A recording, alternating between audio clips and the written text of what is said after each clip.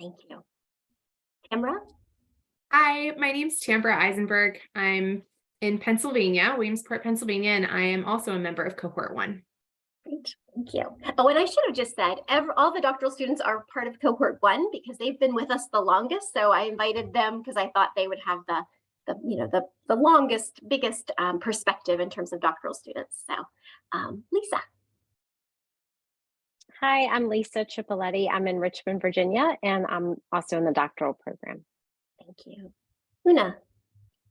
Hi there, I'm Una Malcolm. I am Zooming in from Toronto, Canada, and I am also in Cohort 1. And Monica.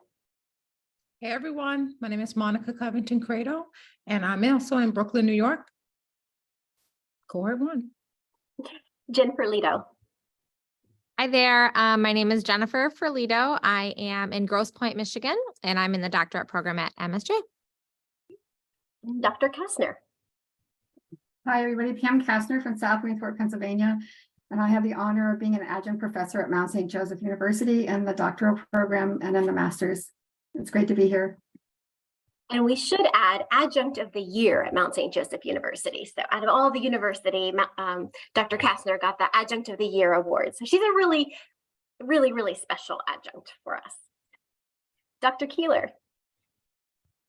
Hello, I'm Jennifer Keeler, and I'm an assistant professor in the Reading Science program. And welcome, everyone. Thank you. I am in Cincinnati, actually, so Cincinnati based. And we should say Mount St. Joseph University is in Cincinnati as well.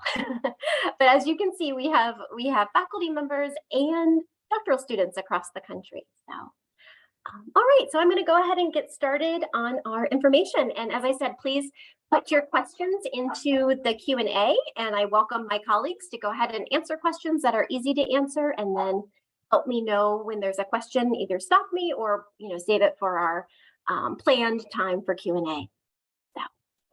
All right, so we are all from Mount St. Joseph University, and we are a Reading Science doctoral program. Tonight, I'm going to go over a couple things about the program. So talk through some overview things, talk about some exciting scholarships that we have available in the doctoral program, and also student opportunities.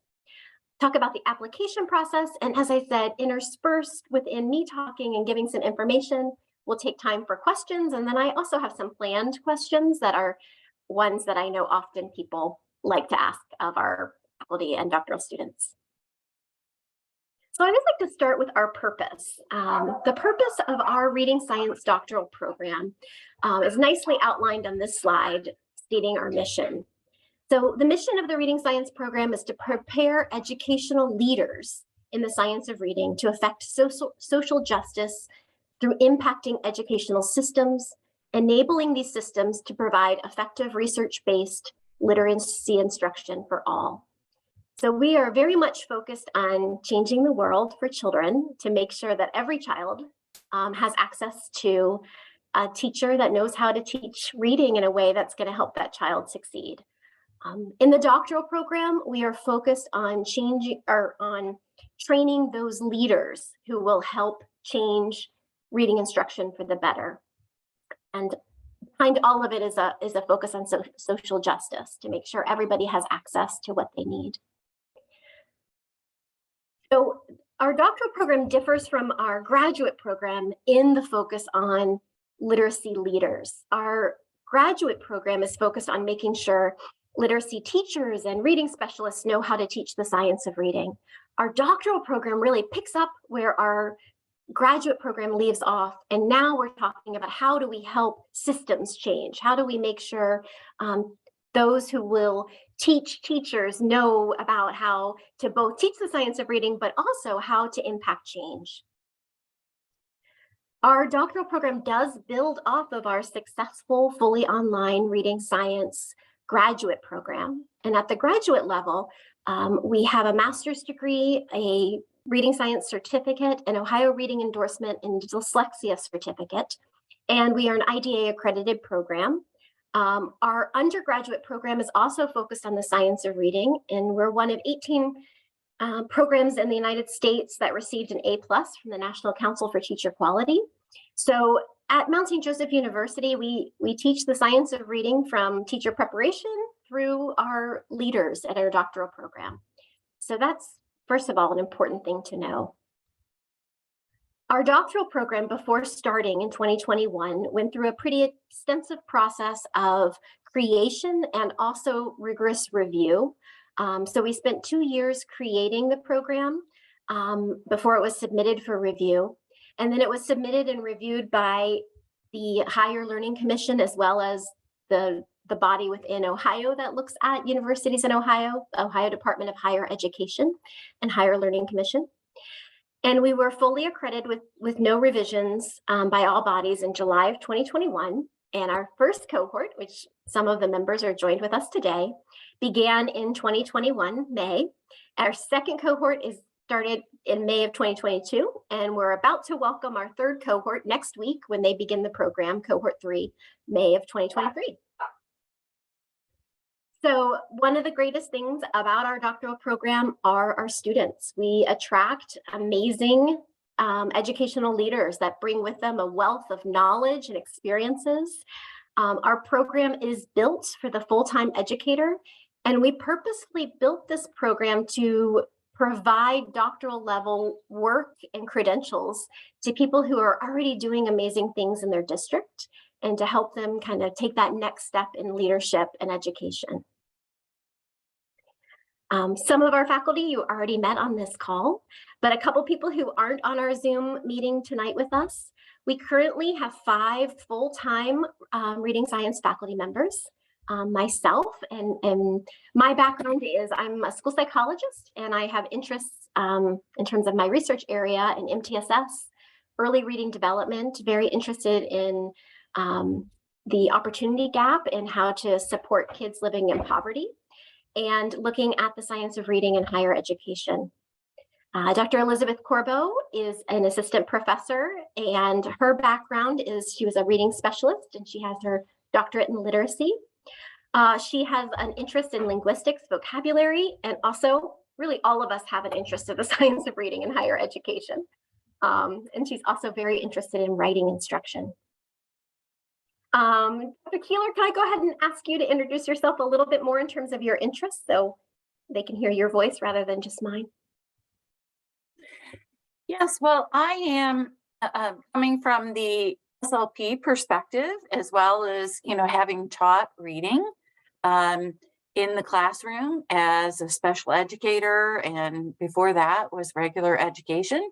So I have an interest in, of course, the role of language proficiency and also executive function as far as reading difficulties, and assistive technology, particularly text to speech, is an area. And yeah, I'll share more about the assistive technology, as we're in class or at conferences. Yeah. Wonderful, thank you. And one of the other things we love about both our faculty as well as our doctoral students is we really do attract people from different disciplines. So as Dr. Keeler just explained, she's an SLP, and we actually have a number of people on this call. Doctoral students are SLPs. We have Monica, and Una's kind of an honorary SLP. We always joke with her. Megan and Jen are also all SLPs. And we have a couple school psychologists, not on this call, but in the program, which is fun, and special educators and classroom teachers. So we really like that we have an eclectic discipline body as well. So Dr. Stephanie Stoller is an assistant professor, and her background is also school psychology. She is very interested in MTSS and the science of reading in higher education. And then Dr. Jane Ashby joined us this past year, and she is a professor. She is a cognitive psychologist, and she's got a lot of research interests. Her big interests are in structured literacy, phonemic awareness, and the cognitive processes that underlie reading. We also just hired 2 brand new reading science faculty members who will start with us in August. I'm super excited about both of these people who will join us. Unfortunately, I can't yet announce who they are, but very, very soon we will be able to announce that. But we do have 2 additional doctoral faculty members who will join us. Additionally, we have fabulous, fabulous adjunct professors like Dr. Pam Castor. Pam, can I ask you to tell a little bit more about your background? My background is really around literacy in the classroom and as a reading specialist, and also working at the state level and systems level and MTSS and structured literacy, phonemic awareness, and really just ensuring that every teacher has access to the knowledge that they gain at Mount St. Joseph, and so that they can be the most prepared teachers and leaders so that all children have the right to literacy. So it's such an honor to be an adjunct professor at Mount St. Joseph University. Thank you, Pam. We also have Dr. Kelly Powell-Smith, who teaches our program evaluation and single case design course, and also is helping us in dissertations. So she's a wonderful adjunct that began with us this past year. And then Dr. Laura Saylor is our dean and also teaches in the doctoral program. She and I together teach a class about teaching and supervising in higher education. And she actually just wrote a book about Montessori and the science of reading. She is a Montessorian. We also are so fortunate to have a lot of friends of our program who have graced us with being guest speakers and conference presenters and worked with our doctoral students. And so this is just a list of some of our dear colleagues who have, again, shared so much information and knowledge with our students and with our faculty. So our doctoral program, as I said, is built for the full-time educator, but it's busy. So, and that's something I'm sure you will hear from the students when they get a chance to speak. It's doable with working full-time, but it is a commitment. And we talk with our students in terms of the commitment to think about it as like a part-time job, 20 to 25 hours, sometimes a little bit more, sometimes maybe a little bit less, but really, it's a chunk of time. But as I said at the beginning, we really wanted to build a program that could meet the needs of those literacy leaders in our schools, in our districts, in our states. And so we are committed to that, and that makes the program really rich. We always start in May, so we'll start a new cohort each May. The program is 3 years and it's 60 credits part-time. So, and this includes summers. So it's a lot of time, but it's, I think, doable with working full-time. You take 2 classes your first summer, but then after that, you take 3 classes each summer. And then during the school year, you take 2 classes, but 1 at a time. So you take 1 class for 7 weeks, you get a little break, and then you'll take another class for 7 weeks. In our program, we think about the coursework in 3 domains. One is leadership and systems change. So you'll take a leadership and a systems change class, an MTSS class.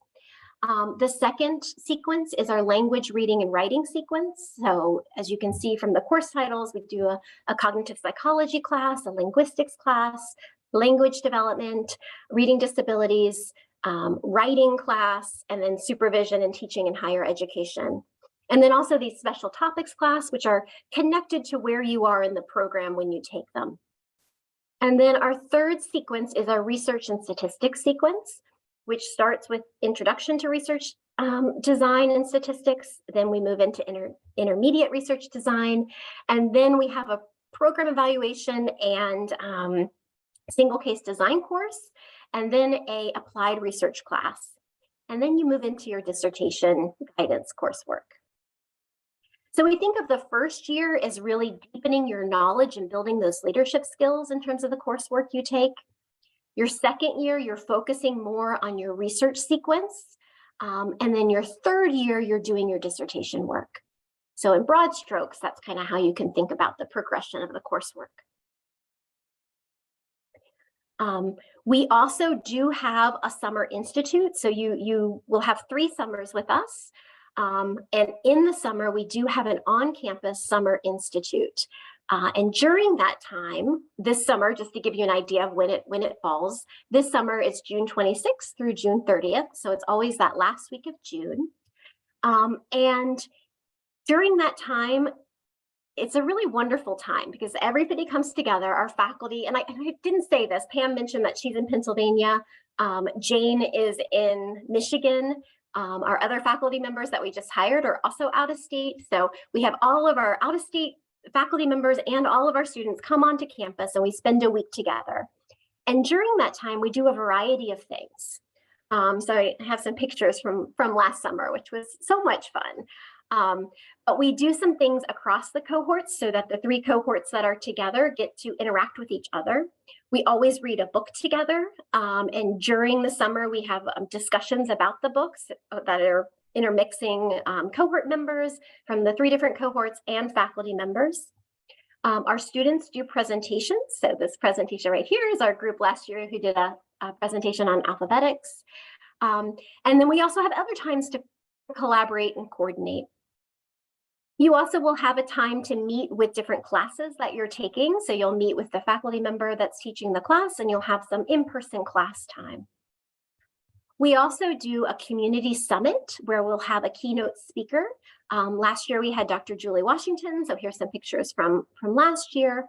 And during the community summit, our second year doctoral students and our third year doctoral students do presentations, as well as our faculty members do presentations, and we'll have guest presenters as well.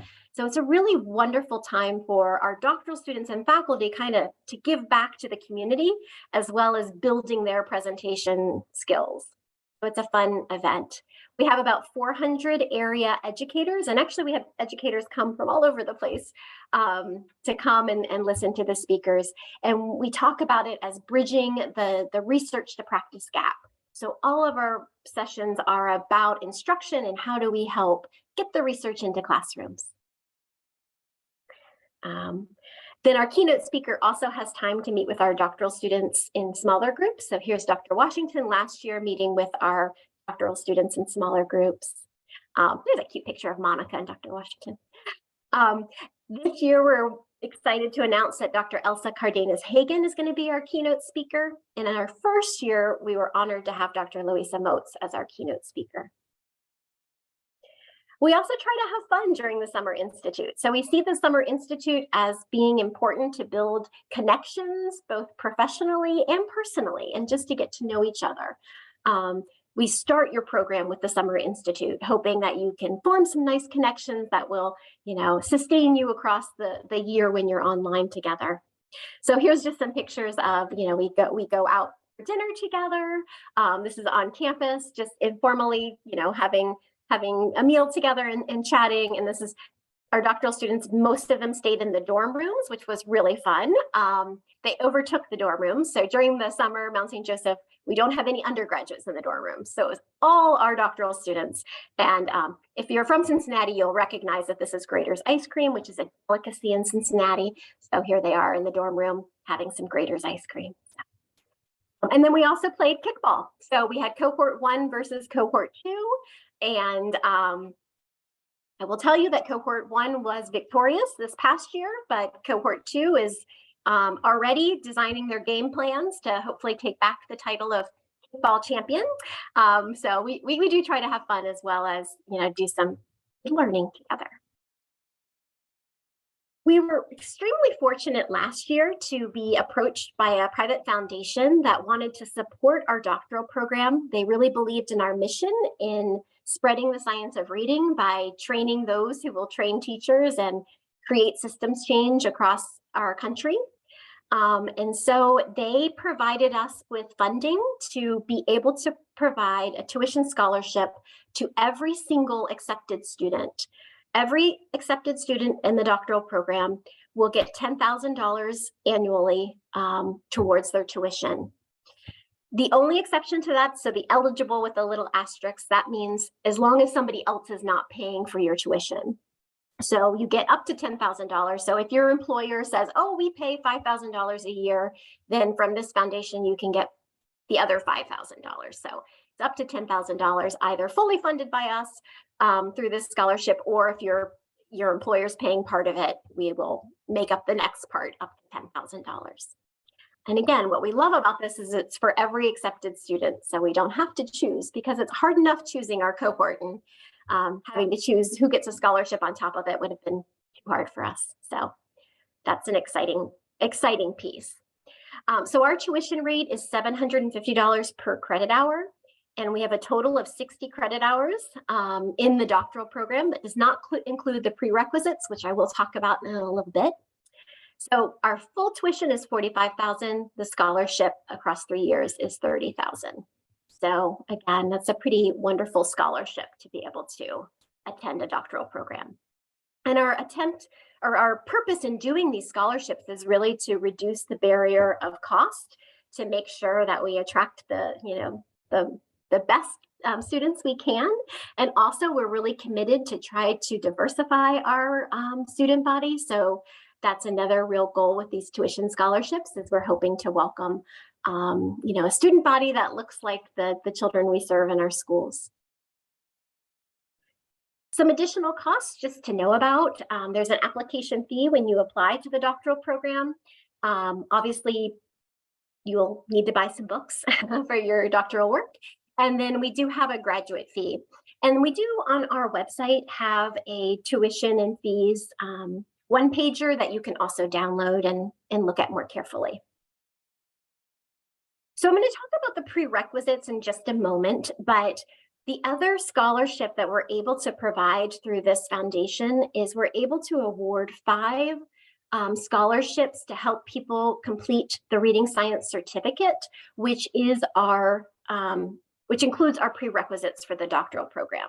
So this is for promising doctoral students who have applied to the doctoral program and they look really wonderful, and we see a lot of promise in these students, but we feel that they have not yet met the 5 prerequisites. We're able to award this prerequisite scholarship to them and welcome them to apply for the next cohort. It doesn't guarantee that you will get into the next cohort, but it does let you know that our faculty feels there's a lot of promise, and we expect that we would be able to accept you if all goes well during your prerequisite courses. Some additional funding that we have for our doctoral program, thanks to this wonderful foundation. We are able to bring in a lot of guest speakers. The foundation gives us a really generous budget to bring in speakers. So we will have a speaker series during the year on Zoom. So just recently we had Dr. Wes Hoover talk to us about the research behind the simple view of reading, which was just wonderful. And that was on Zoom. So we'll have a series across next year as well, and also to bring in speakers to the Summer Institute. So for example, this summer, I already talked about Dr. Elsa Cardenas-Hagen. Dr. Anita Archer is going to come and spend a day with our doctoral students. And then Dr. Kelly Powell-Smith, who's also one of our adjunct faculty members, but she's going to come and do some work with our doctoral students around program evaluation and research. The other thing that we're able to provide through this foundational scholarship is every doctoral student can receive a $1,000 stipend to cover registration and travel to go to a conference. And our goal is for our doctoral students to go to 2 conferences so they can get up to $2,000 across their 3 years in the program. And this is really fun because we all go together. So a group of us go, and we get to interact with wonderful literacy leaders and with each other.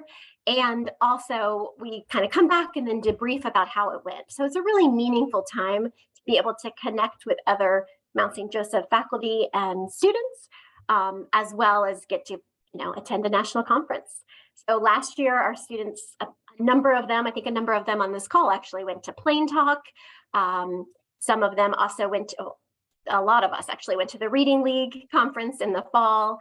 And I know next year we're looking forward to going to the International Dyslexia Association conference and again, the Reading League. So that's another nice benefit for this, this very generous funder. Great, so this I thought was a good time to do some frequently asked questions, but before I get into the questions that I was thinking about, I'll ask my colleagues, were there any questions that would be good to bring out now from the chat? Amy, there was a quick question at the top we all left that said they just wanted to know if they applied before, if they needed to send their official transcripts again. Thank you, Renata. That is a great question because two things about that. Yes, I'll answer the question and then I'll also just say something hopefully encouraging. The first is connect with our admissions person, Allison Kennedy, and I have her contact information at the end. Typically, if you applied in the past, she can bring up your application and things like your transcript, the things that wouldn't change, she can just, load into the new year's application. So reach out to her and ask her if that would be possible in your situation. The second thing I want to say is if you have applied in the past and you've done new things and you have new, information to share with us, please do apply.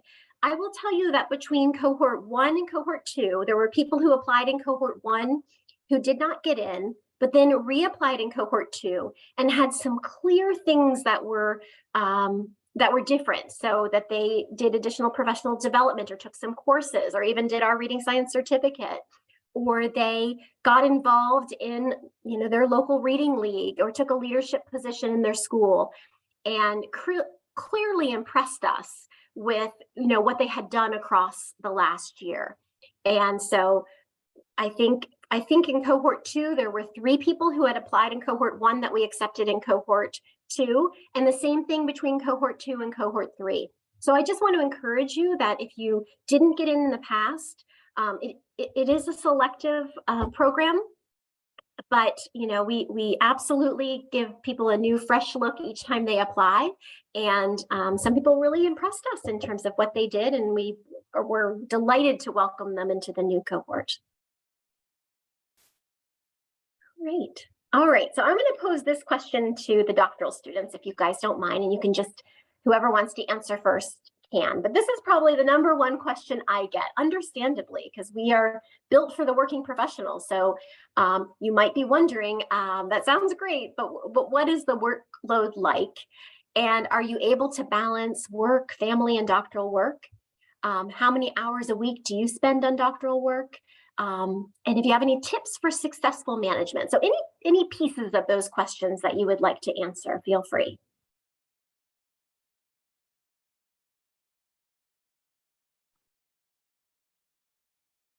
I can say for my family, it was like a whole family discussion to make the commitment to do this, because I knew there would be things that I had been doing previously that I wouldn't be able to do, like helping my husband move mulch. So I choose that time to do my reading.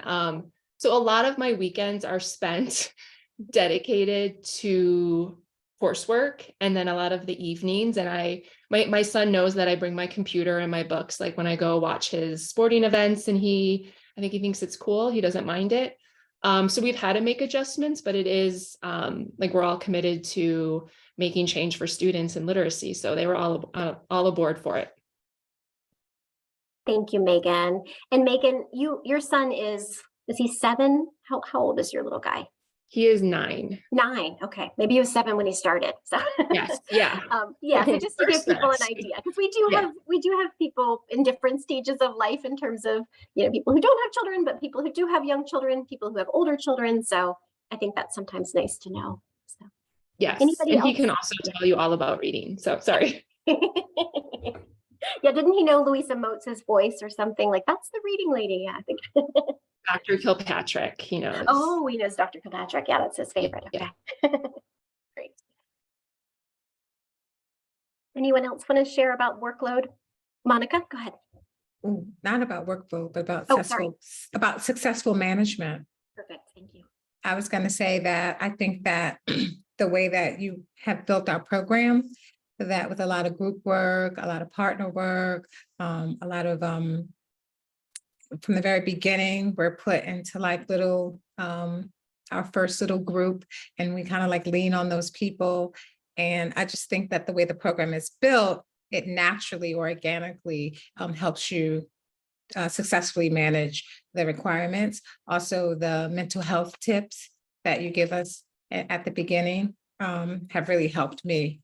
So I just think our program is just so great that it just does that organically. So as far as successful management. Great. Thank you. I would add to successful management, just that our courses go Sunday to Sunday. The weekly work goes Sunday to Sunday. So we're all pretty much working on coursework on the weekends regardless. But some of us may be starting week 5 or, ending or beginning the next week while some are finishing up the previous week. So I would recommend working ahead rather than the day before it's due doing things. I think it just is less stressful. Yeah, that's a great tip. Yeah. I'll add just one thing. I don't want to say the same thing everyone did, but I see a lot of questions I'm answering about the prerequisites. I'll say I had, and a few of us on the call had 1 or 2 prerequisites, but that was the best thing ever, because if you haven't been in school lately, or you finished your master's a while ago, it helps you get back in the routine of what Jen just described, which is the writing, the reading, and it is much more heavy than a master's, obviously, but also figuring out what your organization of self is going to be. How are you going to calendar yourself so you actually get a running start at that? I appreciated taking 2 prerequisite courses. Yeah, thanks, Renata. That's a great point. And we actually, because a number of our students said similar things to what Renata just shared, in this cohort 3, we welcomed people to audit the class even if they didn't need it.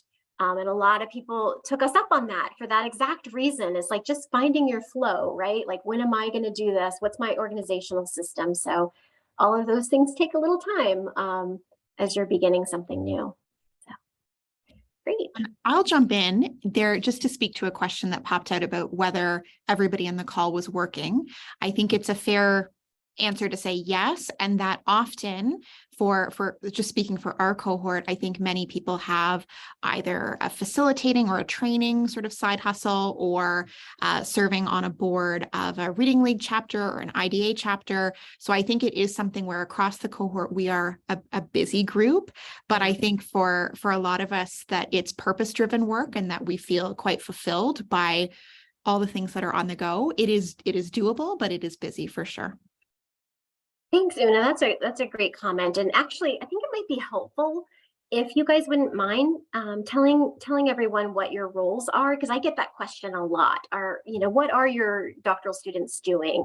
So Una, do you want to start and tell us kind of your role? Sure. So I am an interventionist. I own a clinic for students with reading difficulties, and I'm also on the board of IDA Ontario. Thanks. Tambra, can I ask you to share your role? Sure.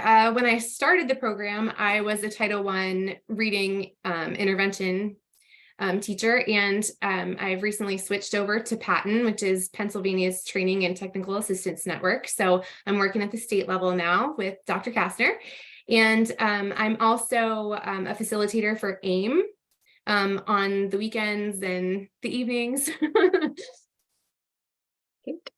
Monica, can I ask you to share your role? Sure. So I also work for AIM. I'm the senior manager of implementation and literacy, and yeah, love it.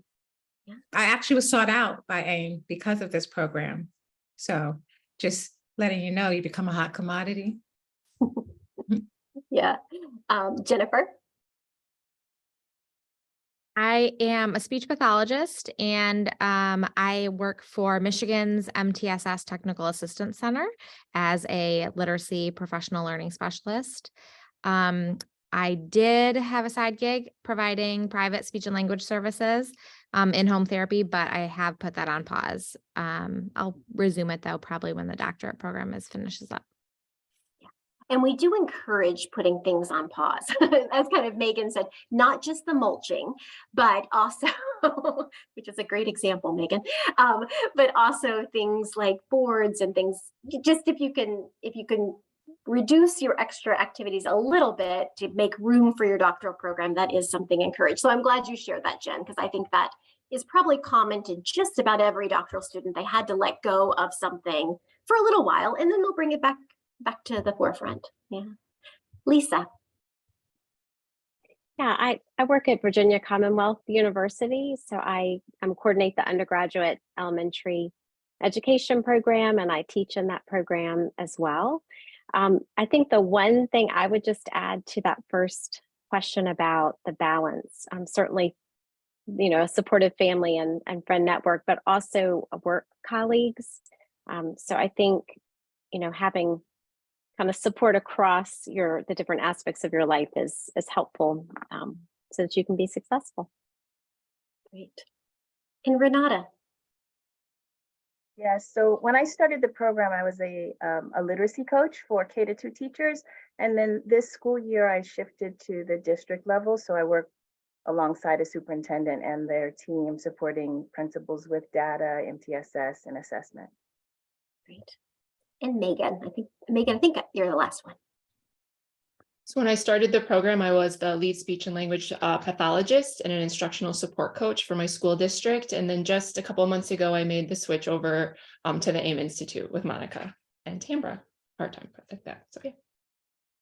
Great, thank you. So it gives you a little taste of the different roles our doctoral students have in the work world.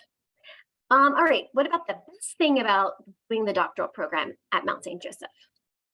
And faculty, you can feel free to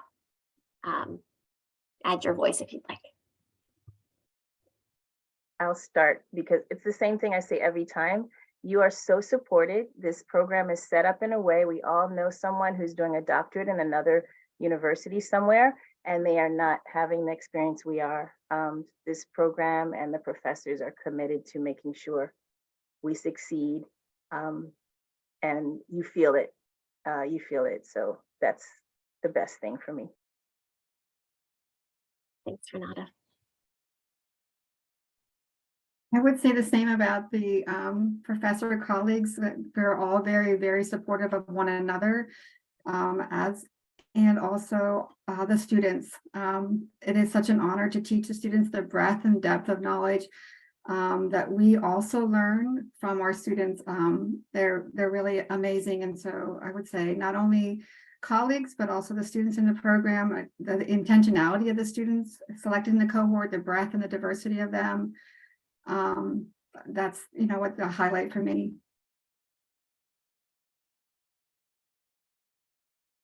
I'm going to say something very similar to what Renata said as well. I think the community, but I've never experienced such a large group of people coming together who are absolutely championing it for each other. So, yeah. Monica's success is my success because I'm just behind her all the way. And Megan, everything, it's just a joy watching each other, grow from this experience, and every success that someone makes, we are all behind each other, it's so nice and such a unique experience. Well, I got to back that up, Tambra. But I want to say another thing about us is I think it's our culture that is within our little MSJ family, and it's just infectious. And I think people see that to the point where you have researchers wanting to meet you as well as you wanting to meet them. And that just like blows us away, that everyone is championed from inside and out. And also that our professors are like, go, do it, whatever ideas that we have. They just automatically say, what do you need? How can I get you there? How can I help? And I'm just so humbled and thankful for that aspect of our program. Yeah, we do love that about our culture. We are all very collaborative, both with faculty and with our colleagues that are our doctoral students.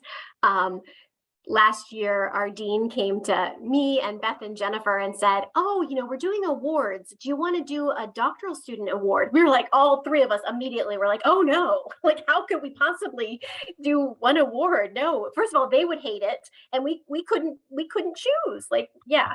So, that we're not a competitive program. We accept 20 students, and we expect 20 students to walk across that stage 3 years later. We really want every single student to succeed. That's absolutely our goal. And they want each other to succeed, which is a beautiful thing. All right, what about the most challenging part of doing a doctoral program? Mount St. Joe.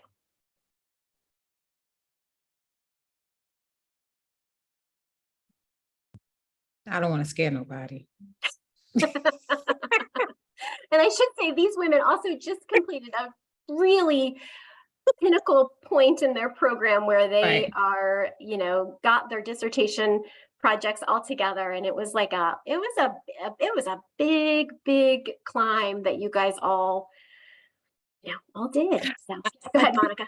I think initially the amount of reading that is required, I think initially, but then you figure that out, and people let you struggle for a minute and then they tell you how you're supposed to read. And then I also think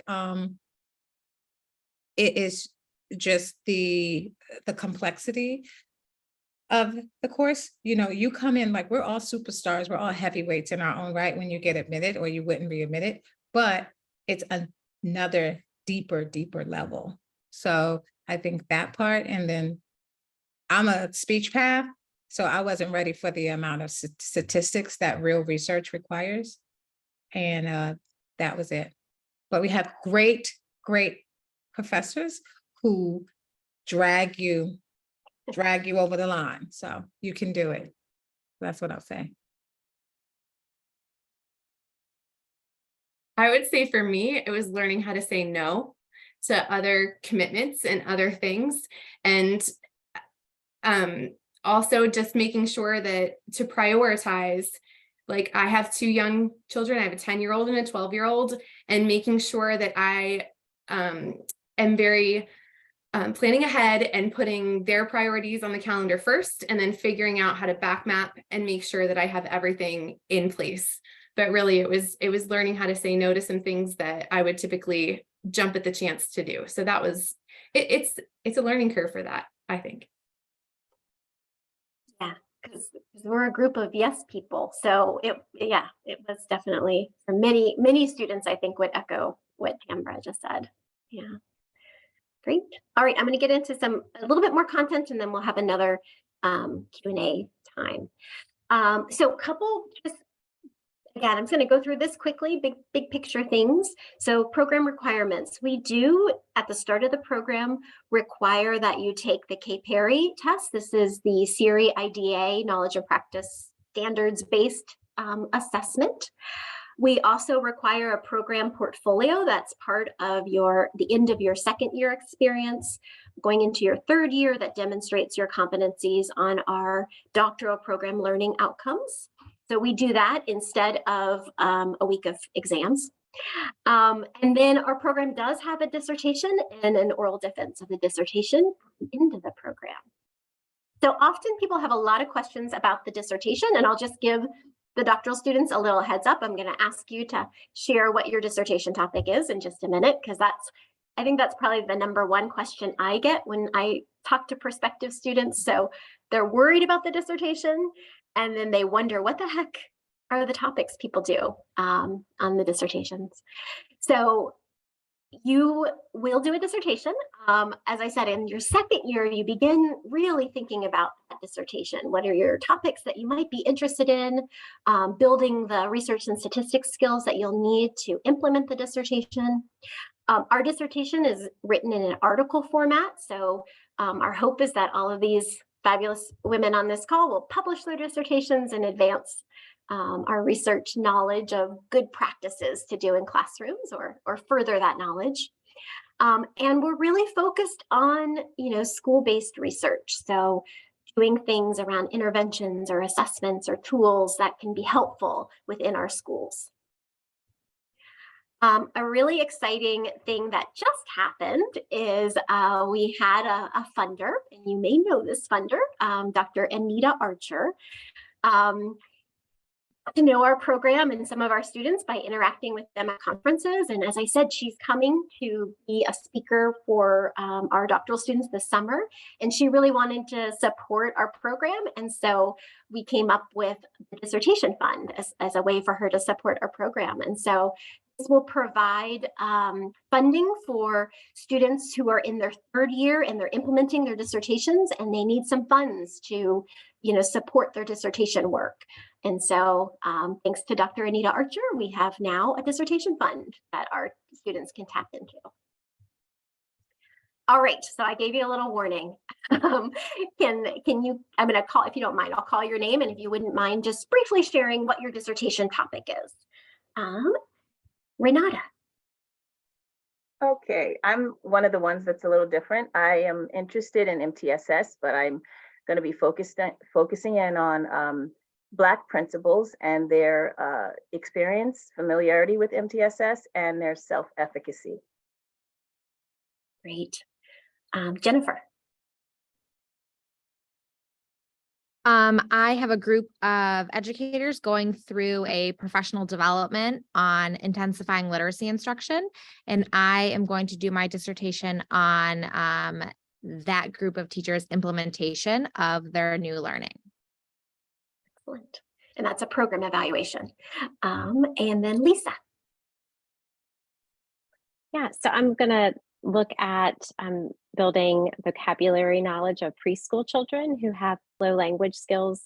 I'm using a structured read aloud routine, so a tier 2 intervention. I'm just going to add the research design because I think that's possibly interesting for people. And Lisa's using a multiple baseline. And for some of you, I won't be able to say it, so you'll have to help me. So, great. Tamra. I am doing some instrument development focused on sound spelling walls, trying to create an evaluation tool so that coaches can come in and evaluate the accuracy and teacher knowledge of implementation of sound spelling walls, hopefully to kick off some deeper research later. Thank you. Monica. So yes, I'm looking at, I'm doing a quantitative design at AIM Academy at dyslexic struggling middle school students, spelling of multisyllabic words integrated with technology. What's the best method? Excellent. Megan. So I'm doing a hybrid design where I'm going to be conducting 2 simultaneous multiple baseline designs looking at struggling readers and phonemic awareness instruction. And so I'm going to look at instruction with blank tiles versus instruction with letter tiles. And then I'm also going to bring in some of my speech pathology background and see if I can leverage their learning using principles of sonority. Awesome. Una. It's really great to hear everybody's topics it and how they is. keep. I know I feel like everything is updated since we've last spoken. I am planning to do a group design to look at optimizing online teacher in-service learning. So thinking about a lot of online courses that have lots of asynchronous coursework, but then live meetings are sprinkled in. I'm curious about whether the addition of those live meetings supports teacher knowledge. Wonderful. Yeah, and it's so wonderful to hear these fluent, lovely presentations of your research. So, and a great representation of the group in terms of the types of topics that they're a variety of different topics, but all important to our schools. So thank you guys. All right, so let's talk about the application a little bit. So here's Allison Kennedy's contact information. So she's the one to contact if you have any questions just about the application or getting your transcripts and is everything in, all those kinds of questions. On our website, you can click to the application. We will need your official transcripts, and we're looking at a GPA of 3.5 or above in your coursework. There is an essay requirement outlining how the science of reading has influenced your model of practice and why you are seeking this doctorate degree at Mount St. Joseph. So I'll give you a little tip because we look very carefully at these essays. And so one of my tips is make sure you're a good match for us, because that's what we're looking for. Do you believe in our mission? Is this what you want to do? If it's not, you probably don't want to apply. But if it is, help us see that, because we do really look at these essays carefully. And so sometimes I think people don't really think about this as being an important piece of the application, but it really is. So think about about your match with Mount St. Joseph. And there's lots of information on our website to make sure that we're a good match for you. Then we're also looking for your professional resume. The other thing that I will let you know, think about with your resume, is we're looking for literacy leaders, and we define that broadly. It doesn't mean you have to have a title of leader. As this group described, some of them were school-based, the SLP at the school level or a reading specialist at the school level. So it doesn't mean you have to be at the state level. We have some people like that, but we're looking for leadership. So make sure that your resume reflects those leadership opportunities that you've had a chance to step into. And that can be that you've led some professional development at your school, or you've led a book discussion at your school, or got involved with your local IDA or your reading league. So if you don't have those things, you might want to think about how can I engage in some of those things, because we do look at leadership experiences. We're also looking for at least 3 years of professional experience. And then we're asking for 2 professional references. So those are also things that we look at very carefully. 3 references total, but 2 that we're going to ask for a confidential reference, where we send them a form and they write about your background and your kind of match with our program and skill set. So those are also important people to think through, who's somebody who can talk to your skill and ability to be successful in a doctoral program. So prerequisites. We do have prerequisites, and that is defined further on our website. So definitely check out our website to get information. We outline what our prerequisites are, and we have a form that you can click on our website and get this form. And we describe the course, but then we also talk through the key content and the key texts we use. And what we're asking for everybody is to fill out this prerequisite form. And it's not that you have to have a specific class that matches this class. You can tell us about your professional learning and your experiences to meet this criteria, but we are looking for equivalent experiences to match our graduate level program course. So what we tell people is, if you don't have it, you probably need to just take it, because our program, and again, I'm going to ask these women to talk further about this in a second, but our program really does pick up where our graduate program leaves off. And this is important background to have to be successful in our doctoral program. And so I will get some of these forms filled out, and I really appreciate when people say, I need this one. Like, that's okay. And if you're not sure, you can write a little, like I remember Lisa wrote these beautiful little paragraphs to help me really understand, because it wasn't like a clear thing, but she wrote a little paragraph about each course, about the pieces that she had. And then we had a conversation about it when we had the interview with her and accepted her and talked about what she needed. Sorry to call you out, Lisa. I just remember that so clearly, and it was really helpful. So help us understand what background you have and what you might need, because we don't want you to take something you already have, but we also want you to have the prerequisite background, knowledge, and skills to be successful in the program. So things that we have counted for background, knowledge that can help us fulfill a course. A lot of people have gone through a practicum, like a structured literacy practicum experience. Doesn't necessarily have to be Orton Gillingham. And I'm going to call out Jen, because I remember she had a wonderful direct instruction practicum experience that we were able to count for her. Some of our students do have Orton Gillingham training or other structured literacy training that included a practicum that we could count towards our coursework. We also have people who've had intensive professional learning. So a number of our doctoral students have actually become LETRS trainers. And so not just going through LETRS, which is wonderful professional development, but that's not the equivalent of a graduate course, at least not a Mount St. Joseph graduate course. It's great professional learning. But if you've done the extra step and you've become a facilitator or you've become a trainer, that would count towards one of our courses. Obviously, if you've done our reading science master's degree or reading science certificate, that would obviously count. Or if you've done another IDA accredited program or other coursework that clearly is the science of reading and covers the content that we cover. So as I said, we want to make sure that you have the prerequisite knowledge to be successful in the doctoral program. So that's the big thing we're looking for. If you just need one or two, and Renata spoke of this, she needed, I think, 2 prerequisites before starting. We accept our doctoral students in December, and we have the spring semester before the summer start for the doctoral program. And so that's when, if you just need 1 or 2 prerequisites, you can get those done in that spring semester. And as Renata said, it's kind of nice because you get a little head start on the doctoral program. If you need all 5, then you will have to do those courses and then reapply for the doctoral program. Some of the kind of timeline in the process of our program application process, we will open the application for cohort 4, which will start in May of 2024 on July 1st. And the deadline for the first admissions round will be the end of November. Then we'll schedule interviews November through early December.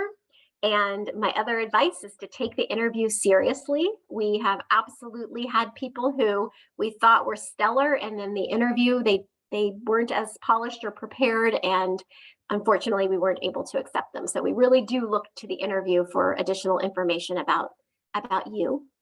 And then we make a decision, and actually this is last year's date, but sometime in mid-December, we'll make a decision and let you know. So as I said, then you will have the opportunity to take classes if you need to in the spring, or just have, time to kind of plan your life and get ready for your doctoral program.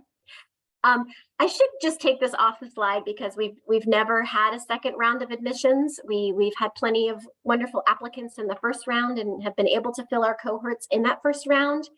If that were to change and we didn't fill our cohort, we would begin a second round. But if you definitely want to start in May of 2024, I would not count on a second round because we've not yet had to do a second round. So, think about that, this first set of dates to get your materials in.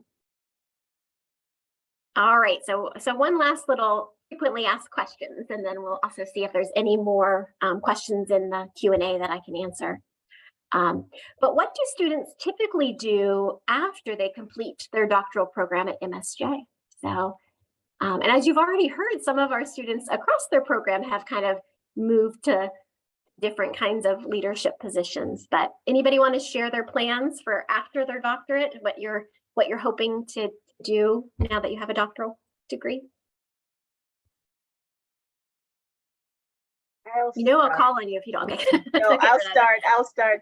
I'm not quite sure, but like Monica said, I have had a few job offers in the last few months that are, eyebrow raising. I'm like, oh, wow.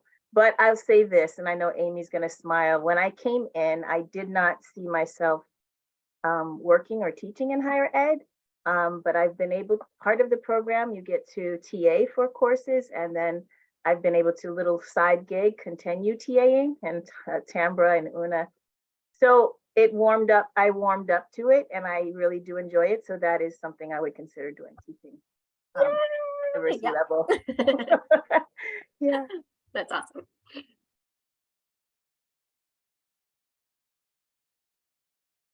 Anyone else want to share any plans? I'm happy to share. So I'm in a university setting right now, but having the doctorate is going to allow me to, pursue some research opportunities and maybe even be able to have a different role with what, I'm currently doing. So it's definitely going to open up a lot of other opportunities. Yeah, thanks, Lisa. We actually have a number of people who currently are instructors or professors in universities that don't have their doctoral degrees, but are using this as a way to have a stronger is not the right word, but a career with more options. Maybe that's a better way of saying it at a university. So we love that because you're already in the role, and now you're going to have more opportunities within that role. So that's great. Great.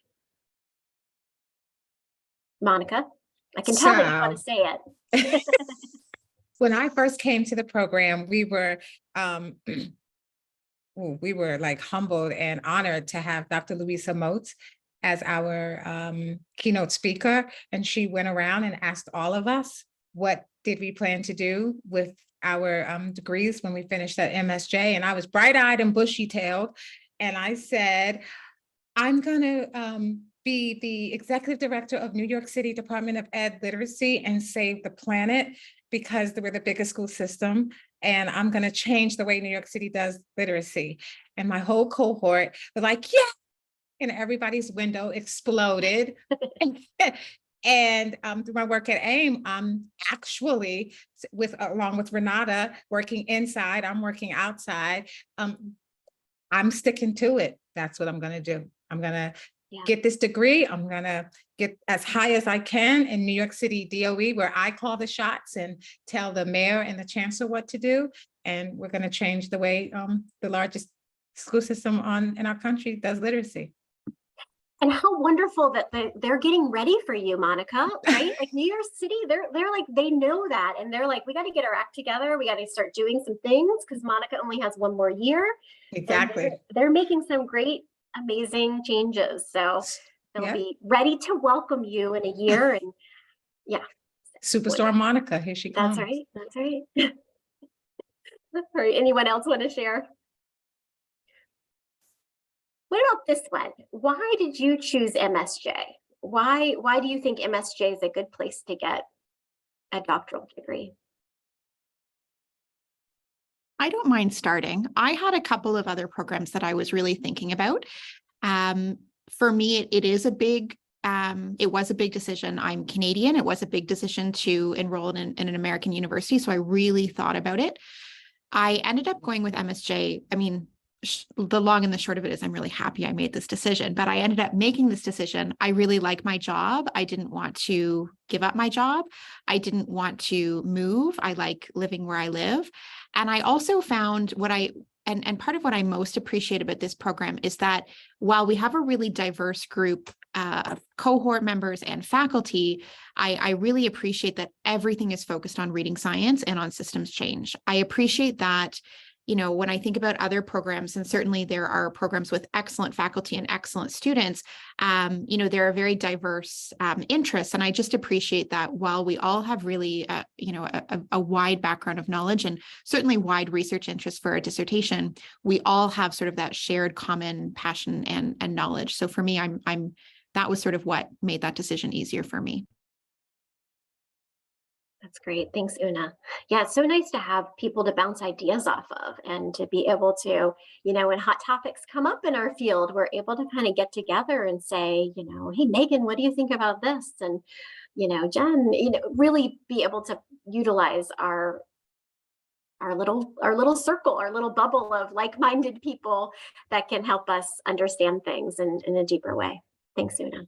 We feel that way as faculty too. Like we're like, wow, I just got to extend our circle of great people that I can connect with when I have questions. So, anyone else have something want to share about why you chose MSJ?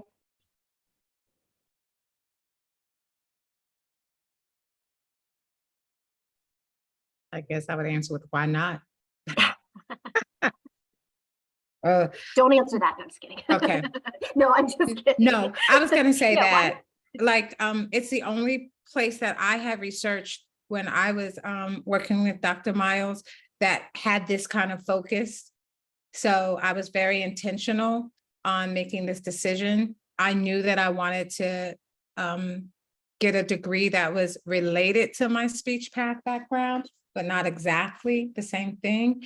And this was the best decision where I'm celebrated, not tolerated, and I just love it. I wouldn't do anything else. Great. For me, it was also that focus on reading science and making change and preparing us to do that. And so when I started taking classes at MSJ and the dyslexia certificate program, I just kind of fell in love, and it was lucky enough to get to continue. So.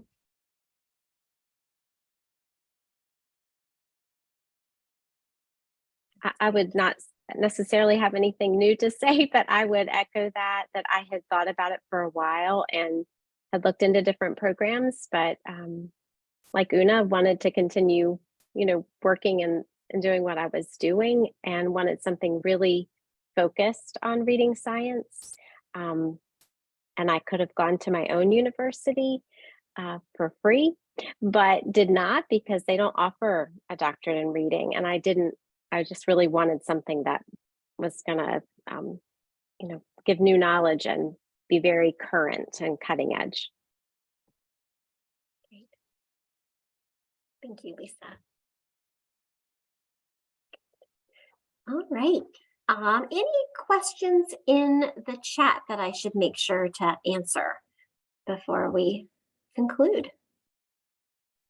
Yes, there's 2 questions.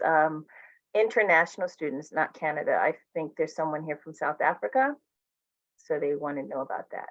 Yeah, unfortunately, and this is not my decision, and honestly, I don't completely understand how these things work, but unfortunately, Mount St. Joseph University, because of our size and our ability to file all the necessary paperwork to have different countries being able to accept students from different countries, we unfortunately are not able to accept students who don't reside in either the United States or Canada. So you have to be a resident of either the United States or Canada. Right now, things change, and we're hoping, because that was something when we first started the program that we were really hopeful about and excited, actually, because we had a lot of interest from different countries. So I'm hoping that will change, but as of right now, we are not able to. And it has to do with our size as an institution and our ability to file paperwork to do business in other countries. And again, I don't completely understand how it all works, but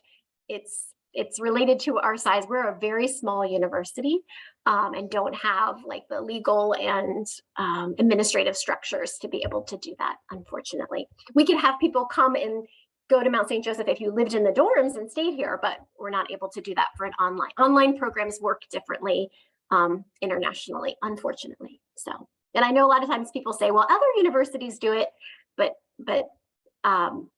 they have bigger infrastructure to be able to make that happen. So that is a sadness of mine, though. So, Renata, did you say there was a second question? Or There's a few about, let's see, there's another one. People who might be in our certificate programs now, wondering if they have to complete that first and then apply, things like that. Yeah, so that is a good question, because I do get that question a fair amount. So it kind of depends on your prerequisites. So maybe you're in our certificate program and you've done 3 of the courses, but you have some other background that wouldn't give you the certificate, but would count for a prerequisite. So take a look at the prerequisite, coursework. And if you feel like you've accomplished that in other ways, absolutely, we welcome you to apply. So it really just depends on the individual. I do sometimes get asked the question, do you have to have a degree from Mount St. Joseph at the graduate level, either our certificate or our master's degree? Because I think that was being told to some people, and absolutely that's not true. In fact, on this call, I think it's only Megan who went through our dyslexia certificate, but everybody else did not. So we do have a number of our alum who come back to us, and we love that, but you don't have to have a Mount St. Joseph master's degree or certificate in order to be accepted and to be successful. So, great. Any final thoughts? Anything that you wanted to make sure to share, faculty or students, before we say goodbye to everybody?